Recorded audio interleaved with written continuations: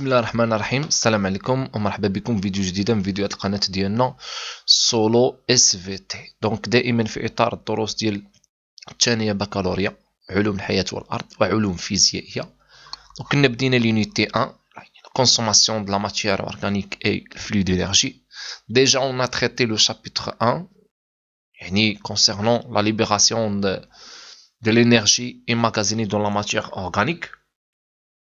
شفنا يعني العلاقات بين التنفس والتخمر، البيلون انرجيتيك انسي دو سويت كيتنتج لينا الاي تي بي. دابا في لو شابيتر 2 غادي يعني هذاك لو شابيتر 2 تيهضر لينا على لو رول دو ميسكل ستري ou bien le muscle squelettique strait dans la conversion de l'énergie. يعني هذيك الطاقه اللي كتنتج لينا من خلال العمليه ديال الجليكوليز الى اخره، دونك كيتنتج لينا اي تي بي. هذيك الاي تي بي فين غيتم الاستعمال ديالو؟ دونك كيتستعمل في بزاف د الحوايج. من ضمن هاد الحوايج كاين يعني لي ميسكستري اللي كيستعملوا هذيك الاي تي بي وكيحولوه للاي دي بي بلس بي اي. الوغ كنا بدينا ديجا لو شابيتر 2 درنا فيه دو فيديو هضرنا فيه على يعني الرعشه العضليه المعزوله، دونك سكوس ميسكولار ايزولي. هضرنا على لا كومبوزيسيون ديالها، التخطيط ديالها، لي ستيمولاسيون، يعني كيفاش كتطور هذيك لا ريبونس ميسكولار، كيفاش كتطور اون فونكسيون دو نومبر دو ستيمولي اون فونكسيون دو لانترفال اونتر لي دو ستيمولي. وفي الفيديو اللي موراها كنا تكلمنا على لي فينومين اكومبانيون لا كونتراكسيون ميسكيلار، يعني الظواهر اللي المرافقه للتقلص العضلي. اليوم في هذا الفيديو غادي نحاولوا نشوفوا لا ستركتور الا التراستركتور دي ميسكل سكوليتيك ستري، يعني بنيه وفوق بنيه العضله الهيكليه المخططه. اذا هادشي اللي غادي نحاولوا نشوفوا اليوم، نشوفوا هذه العضله اللي كتستعمل لنا هاد الطاقه مناش تتكون، شنو هما لي كومبوزونط ديالها، ومن بعد في نوتر فيديو غادي نشوفوا كومون il فونكسيون. دونك نحاولوا نشوفوا اليوم لا ستركتور اي لالترا ستركتور ديال لي ميسكل سكوليتيك. الو la structure et l'infrastructure des muscles squelettiques. Donc, petit 1, on va voir la structure des muscles squelettiques. Ou غادي نديرو des observations à l'œil nu، يعني بالعين المجردة. Les muscles sont capables de réaliser des mouvements diversifiés grâce à la contractilité. بمعنى أن العضلات عندها القدرة على أنها تنجز حركات مختلفة بفضل الخاصية ديال القولوسية أو لا التقلصية. Alors, quelles sont donc les caractéristiques structurales؟ يعني شنو هما المميزات البنيوية qui confèrent aux muscles la propriété de se contracter. دونك شنو هما الخصائص او شنو هما المميزات البنيويه اللي كتعطي العضله هذه الخاصيه ديال التقلص؟ لا فيغور سي دوسو est un schéma explicatif présentant les différents niveaux bien les différents niveaux d'organisation d'un muscle. يعني كتعطينا مختلف مستويات التنظيم ديال العضله. دونك الا خدينا un muscle, donc tout d'abord un muscle elle est lié avec les os. donc هذا العنصر اللي كتشوفوا بالصفر هنا ce sont les os. donc هادو هما les os. فوالا دونك هادشي اللي بالصفر هنايا كيبان هذا هو les os. الا شفتوا دونك عندنا ventre de muscle او يعني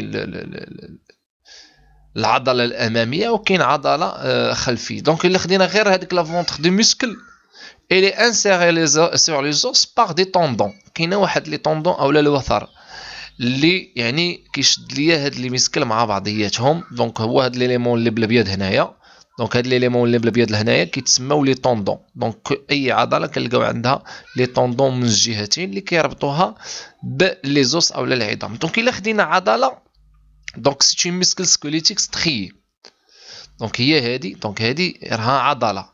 هاد العضله مناش كتكون؟ دونك كل عضله خديناها الا شفتوا معايا هنايا فيها واحد بزاف ديال الدوائر. كل دائره هنا il est composé d'un faisceau de fibres musculaires، حزمه من الالياف العضليه. وإلا خدينا حزمه دونك اولا فيسو يعني واحد الحزمه من الالياف العضليه، ولا خدينا واحد الليف عضلي شنو غنلقاو فيه؟ تلقاو فيه واحد المجموعه من الليفات. دونك هذا ليف فيه واحد المجموعه من الليفات اللي كنسميوهم دي فيبر ميسكولار.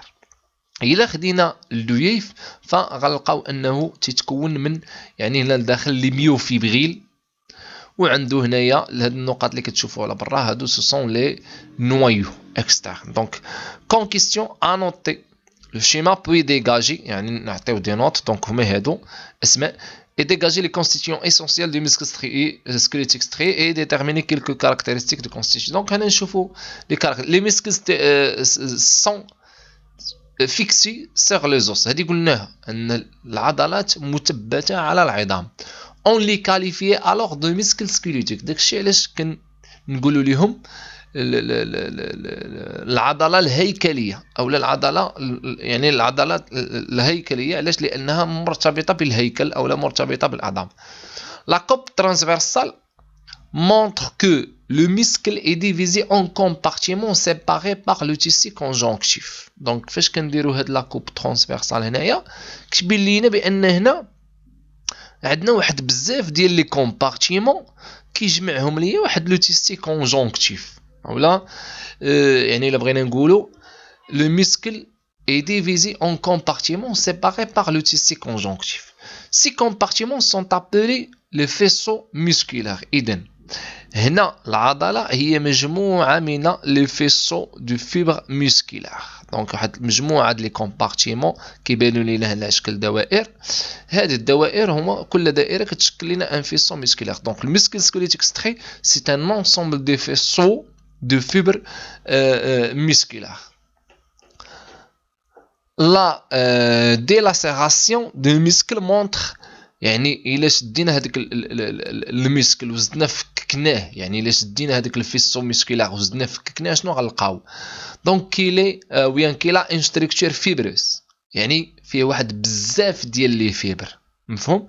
دونك لو مسكل سوا اون دي كي سي ان انسامبل دو فيسو مسكولار او بيان سي ان انسامبل de structures fibreuses.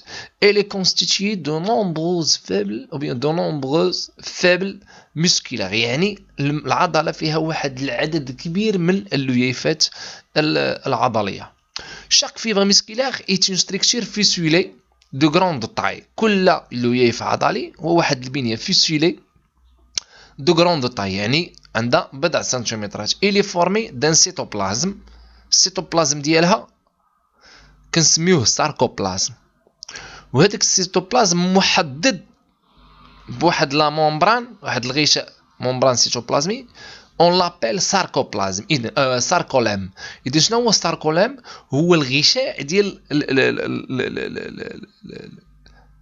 الخلايا العضليه اللي هما يعني كيكونوا ليا لي فيبر مسكولار، وهذاك السائل اللي داخل هاد الخلايا العضليه كنسميوه الساركوبلازم، ماشي سيتوبلازم، نو كنسميوه الساركوبلازم. والممبران اللي كيحددو كنسميوه ساركولام. اي دو بليزيور نوايو بلاكي او كونتاكت دو ساركولام، يعني هنا واحد المجموعه من النويات مرتبطه بالساركولام او لا مرتبطه بالغشاء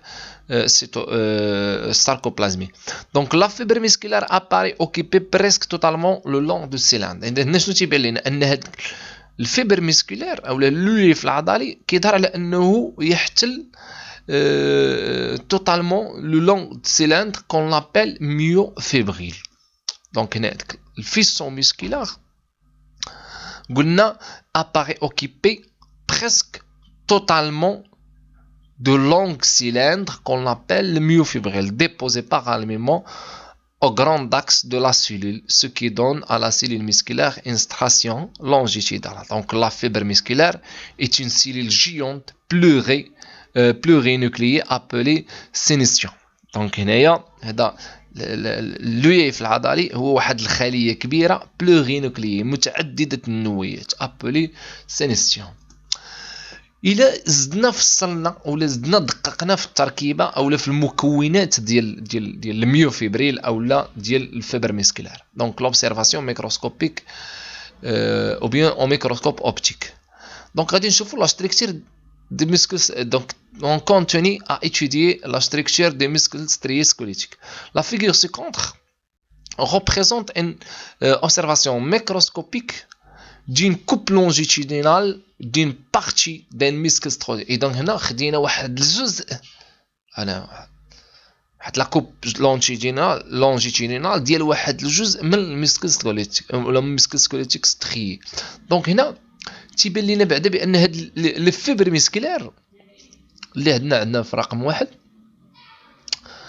دونك هادو ce sont des fibres musculaires allongées et parallèles entre eux,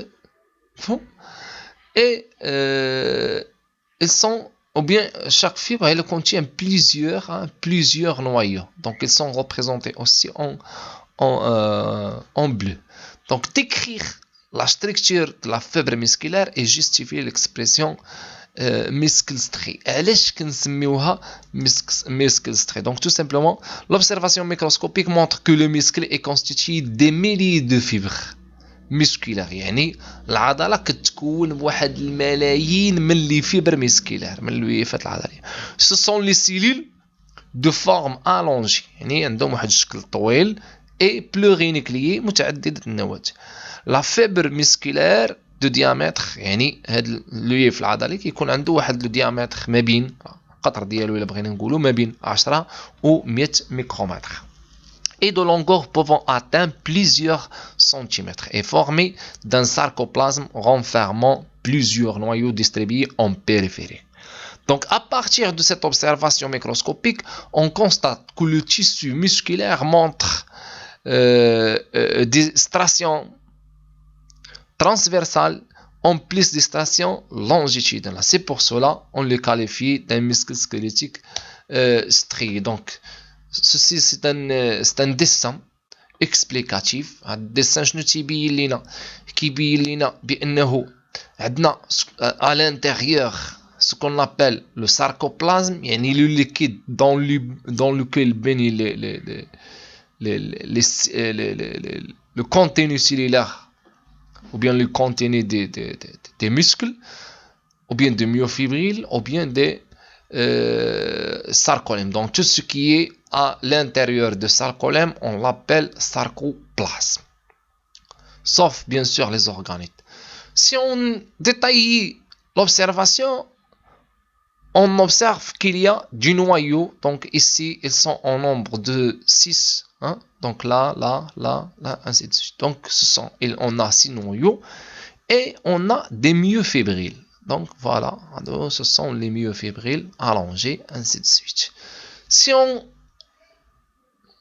approfondit l'observation, on trouve qu'il y a des zones claires et des zones sombres. يعني عندنا واحد المناطق اللي هي إلا بغينا نقولوا بيضاء أو لا يعني واضحة، وعندنا مناطق اللي هي مظلمة اللي هنا ممثلة باللون الرمادي. دونك هنا c'est un ensemble de zones gris. غنزيدو نديطايو باش نفهمو اكثر المكونات ديال غير انسولين. دابا قلنا حنا باش نجمعو، قلنا حنا عندنا العضله مرتبطه بالهيكل، داكشي علاش سميناها عضله هيكليه. وعلاش سميناها مخططه؟ لانها فيها مجموعه كبيره من الليفات، وهاد الليفات على شكل خيوط الا بغينا نقولوا. دونك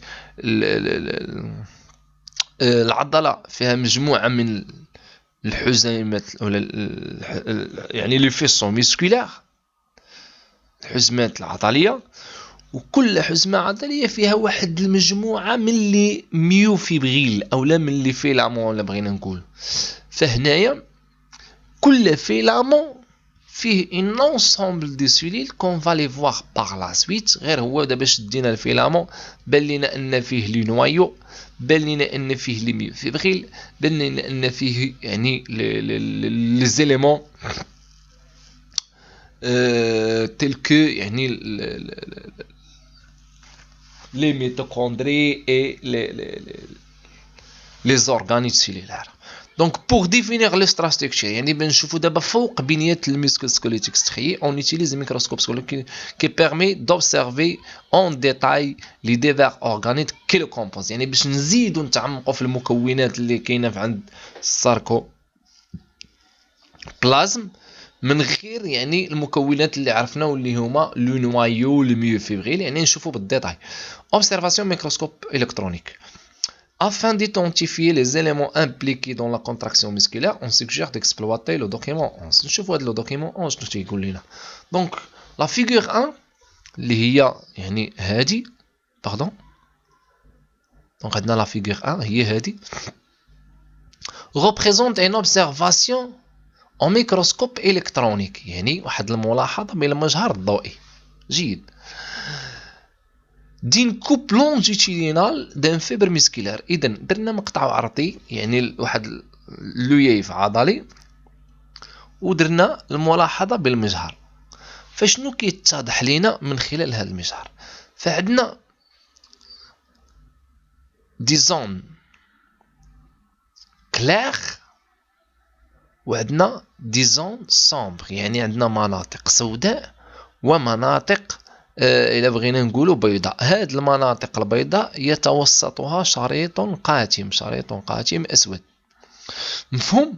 دونك باش نزيدو نفهمو en exploitant les données du document, expliquer l'aspect strié qui montre les fibres musculaires à l'observation microscopique, puis annoter le schéma. Donc هنا إلا شفنا la figure 2 on fait des coupes transversales à plusieurs niveaux de la myofibrile. درنا واحد المجموعة من القطع العرضية على مستوى الميوفيبريل، donc A ou B ou C, et on obtient respectivement le résultat. Donc واحد جوج ثلاثة. دونك واحد بالنسبة لواحد لاكوب درناه هنايا، جوج بالنسبة لهاد الكوب اللي درناه في المنطقة B، و ثلاثة بالنسبة لاكوب اللي درناه في المنطقة C.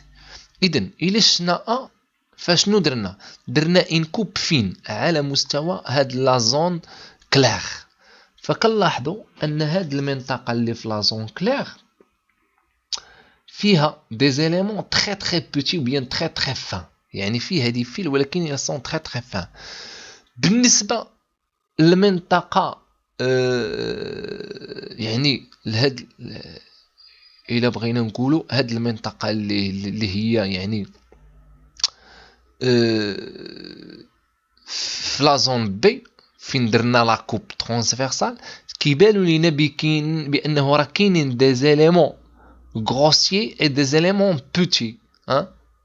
Donc des fils petits ou bien des fils grands. Donc c'est un mélange et c'est dans la zone B. Il est général dans la zone C في هاد البلاصة هادي اللي هي يعني ما بين الأبيض والأسود، فغنلقاو فيها des grands éléments ou bien des éléments de grande taille. دونك هنا سي ان شيما اكسبليكاتيف. هنا الا شفناهم فالعدد ديالهم قليل ولكن لا طاي ديالهم صغيره.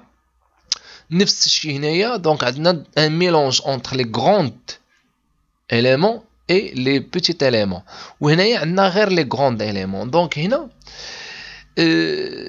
شنو كيوقع؟ دونك الا درنا لو شيما ديال هاد الشيء هذا فغيبان لينا بان هاد لا كوب اللي درنا هنا في هاد المنطقه البيضاء فدرناها غير على مستوى هاد لي زيليمون اللي بالازرق، غادي نكتشفوا السميه ديالهم من بعد.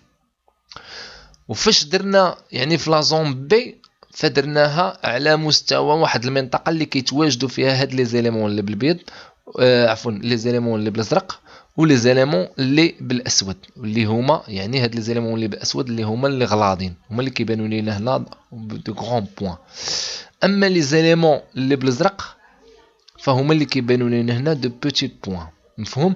اذا فهنا في هذه الحاله الاولى كانوا عندنا غير هاد لي زيليمون اللي كيمثلوا لنا دي بوتي بوين. وفاش كنمشيو لهاد المنطقه هادي، يعني في هاد المنطقه اللي قلنا اونتر لو نوار اي لو بلون، فكنلقاو بانها فيها غير لي زيليمون دو غروند طاي، يعني غير هاد لي زيليمون اللي بالاسود. مفهوم؟ الوغ ا بارتير دو سا لي سافون بيان العلماء شنو داروا؟ فقسموا لهذا المناطق. هاد المنطقه اللي فيها فقط العناصر الكبيره، يعني هاد الخيوط اللي هي غليظه، سموها المنطقه اش. مفهوم؟ هاد المنطقه اللي فيها العناصر الكبيره بوحدها لوحدها سموها المنطقه اش. هاد المنطقه اللي فيها العناصر اللي بالازرق او العناصر الدقيقه سماوها المنطقه اي. وهاد المنطقه اللي كتجمع ليا يعني كلها اللي فيها كاع يعني العناصر باللون باللون الاسود دونك سماوها المنطقه ا. مفهوم؟ اذا هنا اسكيس كون ديتيرمين دونك كون ديتيرمين سي انسولين ميسكولار اولا واحد الساركومير. شنو هو هاد الساركومير؟ هو واحد الخليه عضليه باش محدده بالحزين زد. دونك هذا حز زد وهذا حز زد. دونك هذا من هنا حتى لهنا هذه خليه عضليه. شنو فيها هاد الخليه العضليه؟ فيها واحد لازون كلير وفيها واحد لازون سومبر. مفهوم؟ دونك يعني الا بغينا كاع نديطايو دونك ما بين حز زاد وحد زاد عندنا ان ساركومير. هاد الساركومير كونتيان هاد لي زيليمون اللي بزرق اللي تنسميوهم الاكتين، خيوطات دقيقه صغيره اللي كاينين هنايا اللي دايرين كيكونوا لي الحزات. دونك هادو هما الخيوطات ديال الاكتين. وعندنا هاد الخيوطات اللي غلاضين وسميكين دونك كنسميوهم لي ميوزين. الا شفتوهم هنايا فهاد لي زيليمون يعني اللي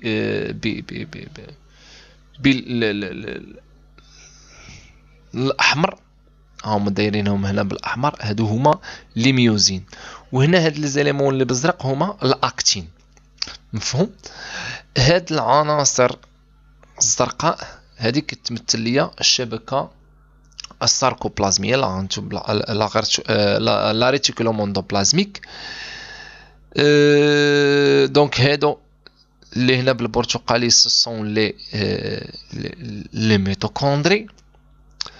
بالنسبه لرقم 6 الا شفتوا معايا رقم 6 دونك هذا شنو هو؟ راه هو هاد المنطقه هذه هو الحز زد. رقم 6 سون لي ستري زد. مفهوم؟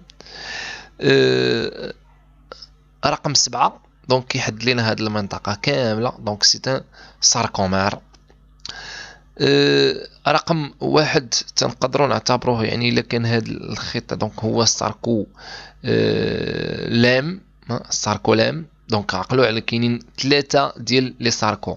كاين الساركوبلازم الساركولام والساركومير. الساركومير شنو هو؟ هو هاد الجزء هو هاد المنطقه كامله هو هاد الخليه كامله هاد الخليه العضليه هي الساركومير. الساركوبلازم شنو هو؟ هو السائل ديال السيتوبلازم اللي كاين وسط هاد الخليه العضليه. والساركولام هو الغشاء المحيط بهاد الخليه العضليه. مفهوم؟ اذا فاش نجاوبوا على الاسئله ديال الوثيقه l'observation de la fibre musculaire au microscope électronique montre que le sarcoplasme de cette cellule musculaire renferme plusieurs myofibrilles. شنو هو الساركوبلازم؟ قلنا هو الغشاء ديال الخليه العضليه. renferme plusieurs myofibrilles يعني فيه بزاف ديال لي ميوفيبريل présentant une alternance de bandes claires et de bandes sombres. يعني هاد الميوفيبريل فيه واحد l'alternance فيه واحد التناوب ديال المناطق سوداء ومناطق بيضاء. مناطق سوداء c'est par l'alternance de cette bande claire et sombre que les fibres musculaires doivent leur stration transversale. Donc d'après le résultat de la figure 2 يعني انطلاقا من هذا الشيء اللي شفناه هنايا شنو المعلومات اللي نقدروا نخرجوا؟ le myofibril constitué de deux types de myofibril. يعني هذا الميوفيبريل هذا ديال هذه العضله فيه جوج الانواع فيه وحدين غلاضين ووحدين رقاقين. le myofibril épaisse ou bien épais يعني غلاضين constitué les myosines يعني كيمشيو حتى 16 نانومتر. le myofibril fin constitué d'actine يعني رقاق اكتين لي فيلامون داكتين رقاقين كيفصلوا حتى ل 5 نانومتر. ميوزين غلاضين باش تعقلوا عليهم وصافي. الوغ لا بوند كلير المنطقه اللي واضحه بيضاء شنو فيها؟ فيها لي زيليمون داكتين هذوك اللي رقاقين لي فان. لا بوند كلير فيها لي ميوفيلامون داكتين طوندي كو لي بوند سومبر هذيك المنطقه الكحله سون فورمي دو ميوفيلامون داكتين اكتين اي دو ميوفيلامون دو ميوزين. يعني هذيك المنطقه اللي كتبان لنا سوداء، هذه المنطقه اللي كتبان لنا سوداء شنو فيها؟ فيها لي ميوفيلامون ديال لاكتين هادو اللي بالكحل، اي لو ميوفيلامون ديال الميوزين، عفوا لي ميوفيلامون ديال الاكتين هادو اللي بالزرق، و لي ميوفيلامون ديال الميوزين هما هادو اللي بكحل. اما هذه اللي كتبان لنا كلاغ، هذه اللي كتبان لنا بيضاء، فتيكون فيها غير الميوفيلامون داكتين. sauf au niveau de la bande H في المنطقة H on ne trouve que les myofilaments de myosine. هاد المنطقة H شنو هي هاد المنطقة اللي كتكون سوداء قاتمة. هاد المنطقة اللي سوداء قاتمة تكون فيها غير يعني لي ميوفيلامون دو ميوزين، ما كيكونش فيها الاكتين. alors les myofibrils sont constitués d'une succession d'unités structurales appelées sarcomères délimitées par deux strizades successivement. donc هنا كل ستريزاد ولا ستريزاد اللي كتجي من بعدو كيحدوا ليا واحد لا ستركتشر سميتها ساركومير. شنو سميت هاد لا ستركتشر؟ قلنا ساركومير. هاد لا ستركتشر شكون هي؟ وهي الخليه العضليه او لا لينيتي ستركتورال، يعني الوحده البنيويه ديال الخليه العضليه اللي كتسمى هي يعني ساركومير. بمعنى الخليه العضليه ولا المسكل او لا سيلو ميسكولار سي ان ساركومير.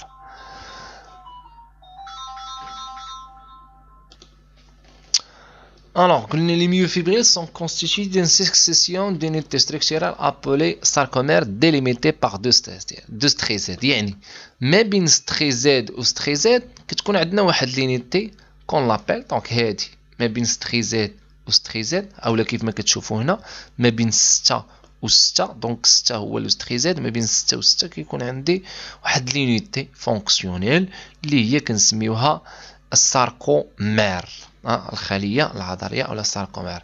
دونك لا ليجوند واحد سي ان ساركوليم. يعني شنو هو واحد؟ هو هذا الغشاء اللي عندنا هنايا سي ان ساركوليم. شنو هو الساركوليم؟ هو الخليه، هو الغشاء ديال الخليه العضليه. جوج سي ان ميتوكوندري. ثلاثه هو ميوفيبريل. دونك جوج هذا اللي بالليموني هنا سي ان ميتوكوندري، وثلاثه سو سون لي ميوفيبريل. لي ميوفيبريل او لا هاد لي فيلامون اللي عندنا هنايا.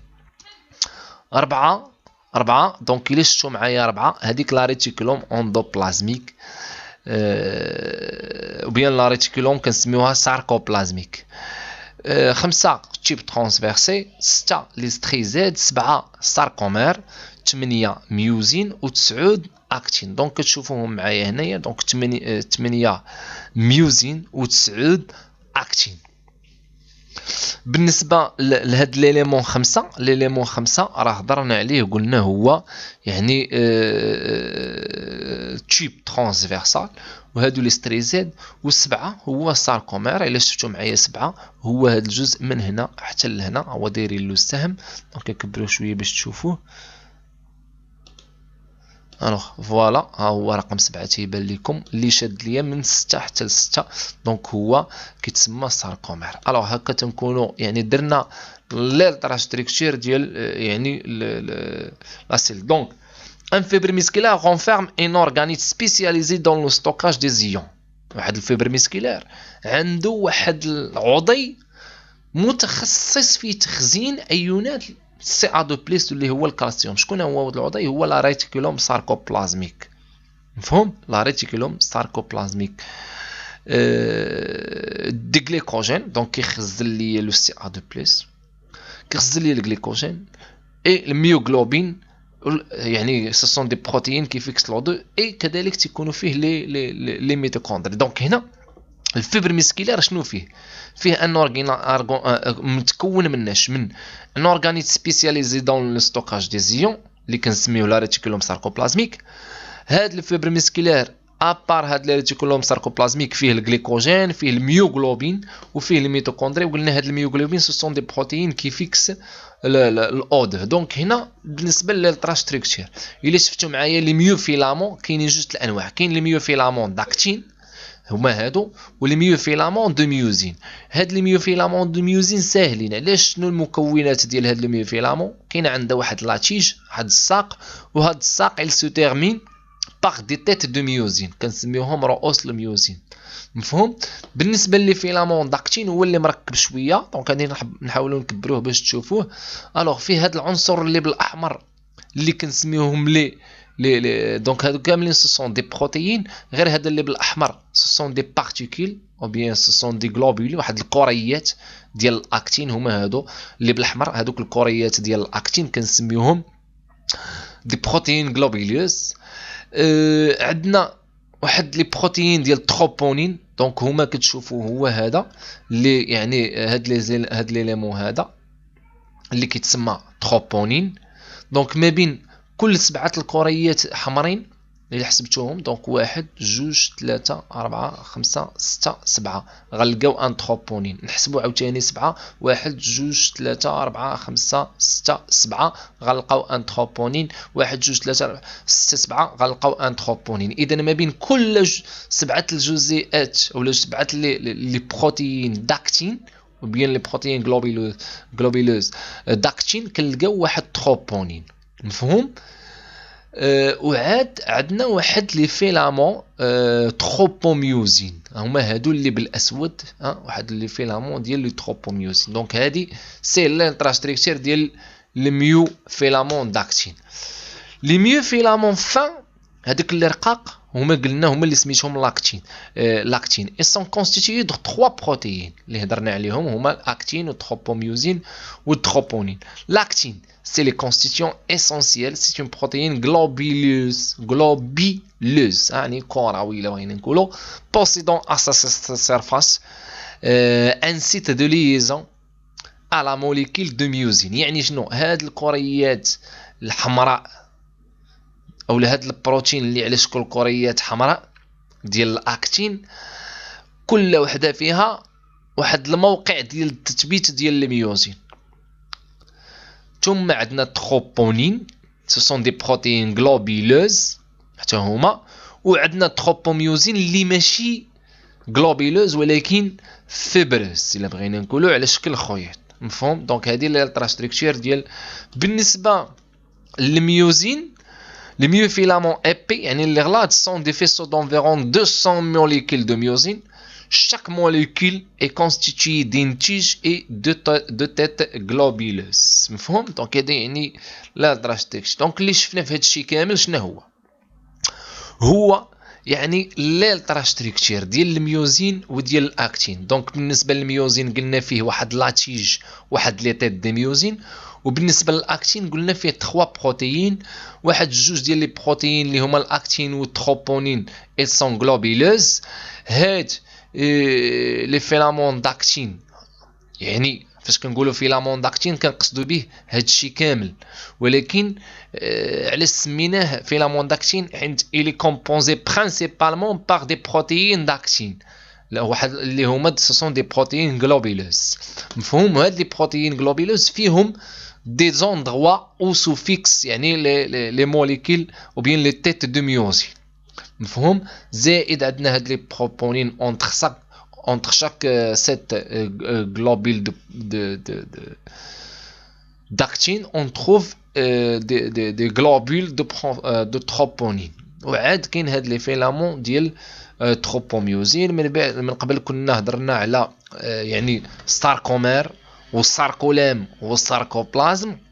الساركومير هو الخليه العضليه، الساركومير الساركومير هو الخليه العضليه، الساركولام هو الغشاء ديال هذيك الخلايا العضليه ولا المحيط بهذيك الخلايا العضليه، او الساركوبلازم هو السيتوبلازم ديال الخلايا العضليه انسي دو سويت الى اخره. دونك هادشي اللي شفنا في هذا الفيديو.